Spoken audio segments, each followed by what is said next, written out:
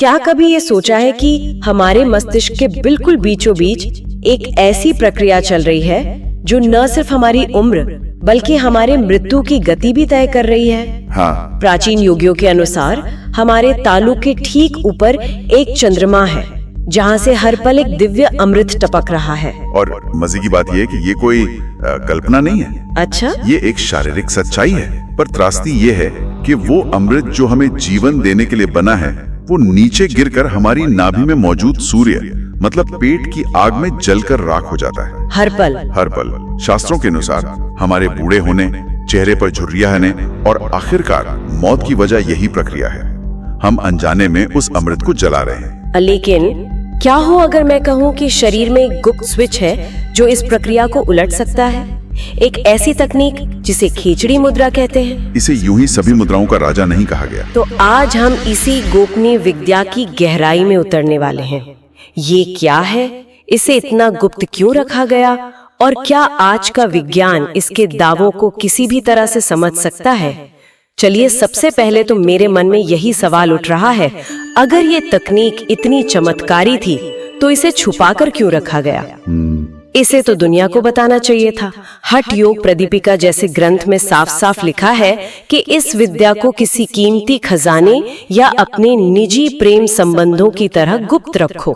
ऐसा क्यों? ये सवाल बहुत स्वाभाविक है और इसका कारण ये है कि ये प्रकृति के बनाए नियमों के खिलाफ जाने का विज्ञान है। मतलब? ये उम्र को रोकने और मृत्यु को टालने की बात करता है। देखिए, योगियों ने हमारे शरीर को हमेशा ब्रह्मांड का एक छोटा मॉडल माना है। अच्छा, एक छोटा ब्रह्मांड? जी, जैसे बाहर आकाश में एक चंद्रमा है और एक सूर्य, वैसे ही हमारे शरीर के अंदर भी दो ध्रुव हैं। मतलब पूरा का पूरा ब्रह्मांड हमारे शरीर के अंदर ही मौजूद है। ये तो कमाल की सोच है। बिल्कुल।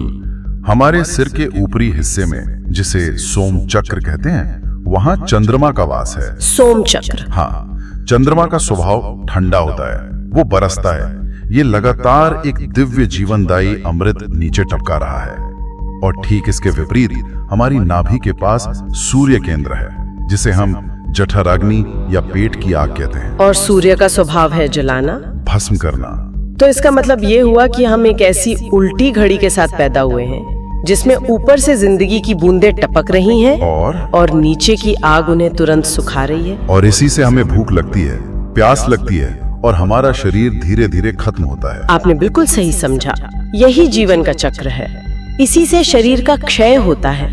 तो हजारों साल पहले उन ऋषियों ने एक बहुत गहरा सवाल पूछा। क्या इस प्रक्रिया को रोका जा सकता है? क्या इस अमृत को आग में जलने से बचाया जा सकता है? और इसका जवाब उन्हें मिला खींचड़ी मुद्रा में। हाँ, इसकी क्रिया विधि सुनने में अविश्वसनीय लगती है। योगी अभ्यास के द्वारा अपनी जीभ को इतना लंबा और लचीला बना लेता है।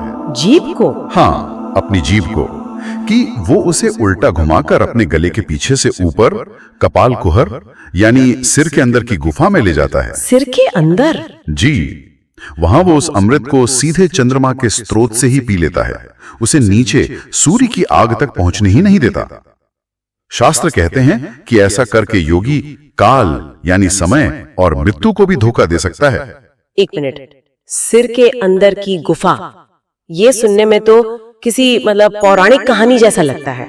मेरे मन में यही सवाल उठ रहा है कि क्या आज का विज्ञान ऐसी किसी गुफा या अमृत जैसी चीज को मानता भी है? ये बहुत दिलचस्प सवाल है और इसका जवाब हाँ है, बस भाषा अलग है। अच्छा। देखिए, अगर हम अपनी जीभ को तालू पर ऊपर की तरफ छुएं, तो पहले एक सख्त हड्डी महसूस होती है। ये हार्ड पैलेट है। हाँ। लेकिन जीभ को और पीछे ले जाइए, एक बहुत नरम, मांसल और संवेदनशील हिस्सा शुरू होता है। वो सॉफ्ट पैलेट है। हाँ, महसूस कर सकते हो वो नरम हिस्सा। बस सारा रहस्य इसी नरम हिस्से के पीछे छिपा है। शारीरिक बनावट के हिसाब से हमारे मुंह की ये छत असल में हमारे मस्तिष्क का फर्श है। क्या बात है? एक बहुत पतली सी हड्डी की दीवार है और उसके ठीक उस पार मस्तिष्क के बिल्कुल केंद्र में दो बहुत ही रहस्यमय ग्रंथियां हैं, पिट्यूटरी ग्रंथि और पीनियल ग्रंथि।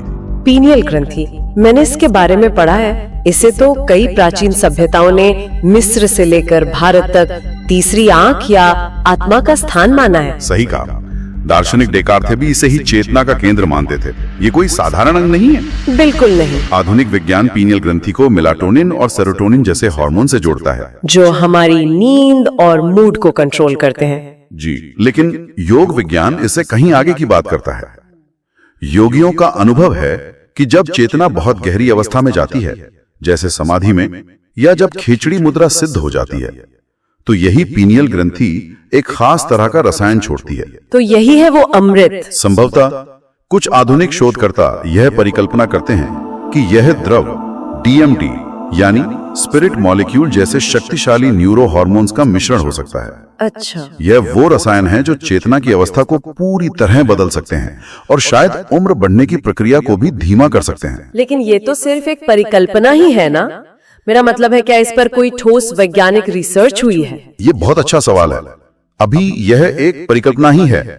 इस पर सीधी रिसर्च करना लगभग असंभव है। क्यों? क्योंकि खिचड़ी के सिद्ध योगी मिलते नहीं हैं। लेकिन ये एक मजबूत परिकल्पना है जो प्राचीन ज्ञान और न्यूरोसाइंस के बीच एक पुल बनाने की कोशिश करती है। ये दिखाती है कि जिसे ऋषि चंद्रमा से टपकता सोमरस कहते थे, वो शायद हमारे मस्तिष्क की ग्रंथियों से निकलने वाला एक शक्तिशाली न्यूरोकेमिकल कॉकटेल हो सकता है। ठीक है, ये कनेक्शन तो समझ में आता है। ग्रंथियां, अमृत, लेकिन इस पूरी प्रक्रिया में जीभ का क्या काम? वो तो बस स्वाद चखने और बोलने के लिए बनी एक मांसपेशी लगती है। यहीं पर योग का विज्ञान अचंभित करता है। जीभ सिर्फ मांस का टुकड़ा नहीं है, ये हमारे नर्वस सिस्टम का एक बहुत संवेदनशील विस्तार है। अच्छा। जी, ये सीधे वेगस नर्व से जुड़ी है, जो हमारे शरीर के कई स्वचालित कार्यों को नियंत्रित करती हैं। शास्त्रों में गले के पीछे ललना चक्र नाम की एक जगह का भी वर्णन है। और वो क्या है? उसे अमृत का भंडार कहा गया है। तो छेछड़ी एक तरह का फिजिकल हैक हुआ। बिल्कुल सही शब्द है। जब योगी अपनी जीभ को उल्टा करके सॉफ्ट पैलेट के कुछ खास बिंदुओं पर दबाव डालता है, तो वो असल में अपने मस्तिष्क के उस फर्श पर एक सिग्नल भेज रहा होता है, एक तरह का मैसेज। हाँ, ये दबाव सीधे पिट्यूटरी और पीनियल ग्रंथियों को उत्तेजित करता है और उन्हें वो जमा हुआ अमृत छोड़ने का संकेत देता है। और जीभ? और जब ये स्राव होता है, तो जीभ एक प्याले की तरह बनकर उसे नीचे गिरने से पहले ही पकड़ लेती है। वाह! और खेचड़ी शब्द का मतलब भी तो यही है। खे यानी आकाश और चरी यानी विचरण करना, चेतना को आकाश में उड़ाने वाली मुद्रा। लेकिन ये शारीरिक रूप से तो बहुत ही मुश्किल लगता है। हमारी जीभ तो इतनी लंबी होती ही नहीं। सही कहा। हमारी जीभ के नीचे मांस का एक छोटा सा धागा होता है, जिसे विज्ञान में फ्रेन्यूलम कहते हैं। फ्रेन्यूलम? जी, ये एक प्राकृतिक जंजीर है जो जीभ को आगे बढ़ने से रोकती है। इस जंजीर को ढीला करने के ही दो रास्ते बताए गए हैं। और वो क्या है? पहला रास्ता काफी विवादास्पद और कह सकते हैं उग्र है, जिसका वर्णन हठयोग प्रदीपिकालय से ग्रंथों में है। इसे छेदन कहते हैं। छेदन? हाँ, इसमें कई महीनों बल्कि सालों तक रोजाना एक बाल बराबर उस फ्रेन्यूलम को बहुत सावधानी से काटा जाता है। ओह! जब तक कि जीभ पूरी तरह से आजाद ना हो जाए। लेकिन यहाँ एक बहुत जरूरी चेतावनी है। क्या? ये जानकारी सिर्फ एकेडमिक उद्देश्य के लिए है। इसे कभी भी किसी भी हालत में बिना किसी सिद्ध गुरु के मार्गदर्शन के प्रयास नहीं करना चाहिए। ये जानलेवा हो सकता है। ये काटने वाली बात तो सुनने में ही भयानक लग रही है। और योग तो अहिंसा का मार्ग है। क्या ऋषियों ने कोई ऐसा रास्ता नहीं सुझाया जिसमें शरीर को इस तरह का कष्ट न देना पड़े? बिल्कुल सुझाया, और वही ज्यादा प्रचलित और सुरक्षित मार्ग है, जिसे क्रिया योग जैसी परंपराओं में अपनाया जाता है। और वो क्या है? इसे दोहन और चालन कहते हैं। इसमें कुछ भी काटा नहीं जाता। इसमें दोहन यानी जीभ को बाहर खींचकर धीरे धीरे मसाज किया जाता है, जैसे ग्वाला गाय का दूध निकालता है। और चालन में जीभ को दायां बायां और ऊपर नीचे घुमाया जाता है। मतलब बिना हिंसा के, सिर्फ अभ्यास और धैर्य से। हाँ, इस प्रक्रिया में कई साल लगते हैं, लेकिन ये पूरी तरह सुरक्षित है। धीरे धीरे रोज के अभ्यास से जीभ की मांसपेशियां और फ्रेनुलम इतने लचीले और लंबे हो जाते हैं कि जीभ पहले भौहों के बीच तक, हाँ, और फिर आसानी से घूमकर गले के पीछे उस कपाल कुहर में प्रवेश कर जाती है। जरा उस पल की कल्पना कीजिए। सालों के अभ्यास के बाद जब पहली बार जीभ उस गुफा में प्रवेश करती होगी, क्या होता होगा उस वक्त? ग्रंथ कहते हैं कि उस पल एक साथ 3 लॉक या बंध लग जाते हैं। 3 लॉक? पहला प्राण का लॉक, शरीर की ऊर्जा जो सांस और इंद्रियों के जरिए लगातार बाहर बह रही थी, वो रुक जाती है। अच्छा। दूसरा मन का लॉक, कहा जाता है कि जहां जीभ जाती है वहीं मन और इंद्रियां जाती हैं। जीभ के स्थिर होते ही विचारों का शोर अपने आप बंद हो जाता है। और तीसरा लॉक? अमृत का। तीसरा और सबसे महत्वपूर्ण, अमृत का लॉक। वो सोमरस जो जन्म से ही नीचे गिरकर जल रहा था, अब पहली बार जीभ के बने उस प्याले में इकट्ठा होने लगता है। तो शरीर का एनर्जी सर्किट पूरा हो जाता है? बिल्कुल। ऊर्जा बाहर जाने के बजाय अंदर ही अंदर घूमने लगती है और शरीर को एक बैटरी की तरह रिचार्ज करना शुरू कर देती है। तो जब अमृत की पहली बूंद गिरती है तो उसका अनुभव कैसा होता है? क्या वो तुरंत मीठा होता है जैसा अमृत के बारे में सुनते हैं? नहीं। और यहीं पर साधना का असली परीक्षण होता है। हठ योग के ग्रंथ इसकी तुलना समुद्र मंथन से करते हैं, जहां अमृत से पहले विष निकला था। एग्जैक्टली। ठीक वही। शुरुआत में जब शरीर में अशुद्धियां और विष भरे होते हैं तो उस द्रव का स्वाद नमकीन, कसैला या कड़वा हो सकता है। मतलब योगी को अमृत की जगह जहर का स्वाद मिलता है? एक तरह से हाँ, ये शरीर के शुद्धिकरण का संकेत है। लेकिन योगी धैर्य नहीं छोड़ता, वो अभ्यास जारी रखता है। और फिर जैसे जैसे शरीर और नाड़ियां शुद्ध होती हैं, स्वाद बदलने लगता है। शास्त्रों में इसका बहुत काव्यात्मक वर्णन है। वो कड़वा स्वाद पहले मक्खन जैसा, फिर घी जैसा, फिर दूध जैसा। वाह! और जब शरीर पूरी तरह शुद्ध हो जाता है तब अंत में शहद या अंगूर के रस जैसा मीठा हो जाता है।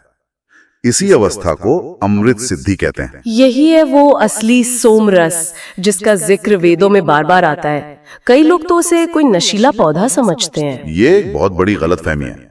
ऋषियों ने साफ कहा है कि असली सोम किसी जंगल में नहीं उगता, वो तुम्हारे अपने सिर के अंदर टपकता है। ये वो आंतरिक रसायन है जो बेहोशी नहीं बल्कि सर्वोच्च चेतना देता है। इस अमृत को पीने के बाद योगी के शरीर में भी तो कुछ बदलाव आते होंगे। ग्रंथ कहते हैं ना भूख, ना प्यास, ना नींद। ये मानना थोड़ा मुश्किल है। ये शारीरिक रूप से ही संभव है और इसका विज्ञान बहुत सीधा है। कैसे? हमें भूख क्यों लगती है? क्योंकि शरीर की ऊर्जा जलती है और उसे बाहर से ईंधन यानी भोजन की जरूरत पड़ती है। सही बात है। लेकिन खेचड़ी की अवस्था में योगी ने अपने शरीर से ऊर्जा के रिसाव को ही बंद कर दिया है। वह अपनी ही ऊर्जा को रिसाइकिल कर रहा है और साथ ही वो सीधे अपने मस्तिष्क से आने वाले एक सुपर फूड का सेवन कर रहा है, जिसमें शायद शरीर के लिए जरूरी सभी पोषक तत्व मौजूद हैं। बिल्कुल। यही रहस्य था जो योगियों को महीनों तक बिना कुछ खाए पिए भूमिगत समाधि में रहने की शक्ति देता था। आधुनिक विज्ञान इसे सस्पेंडेड एनिमेशन की अवस्था कह सकता है। ये तो अविश्वसनीय है, लेकिन शारीरिक बदलावों से भी बड़ा अनुभव तो मानसिक होता होगा। निश्चित रूप से।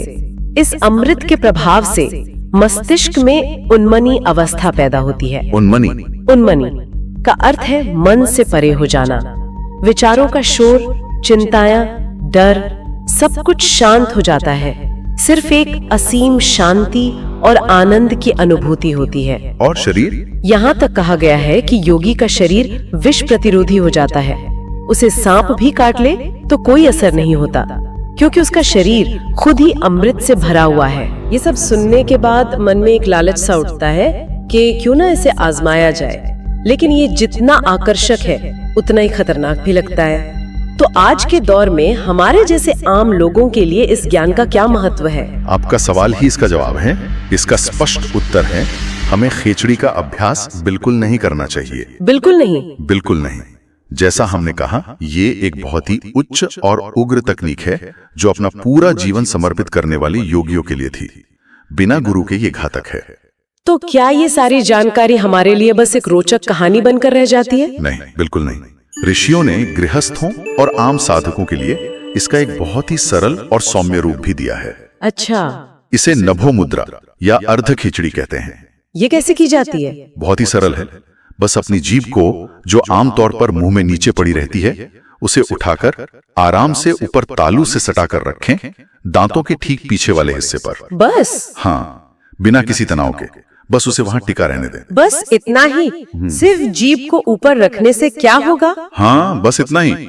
ये छोटा सा काम भी आपके शरीर के ऊर्जा सर्किट को काफी हद तक पूरा कर देता है।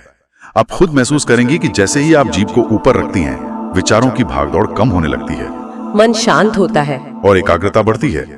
ये उस अमृत को पूरी तरह तो नहीं, लेकिन काफी हद तक नीचे की आग में जलने से बचा लेती है। ये एक छोटा सा स्विच है जिसे कोई भी कभी भी इस्तेमाल कर सकता है। तो अंत में हम ये कह सकते हैं कि मानव शरीर सिर्फ हाड़ मांस का एक ढांचा नहीं, बल्कि एक चलती फिरती रासायनिक प्रयोगशाला है।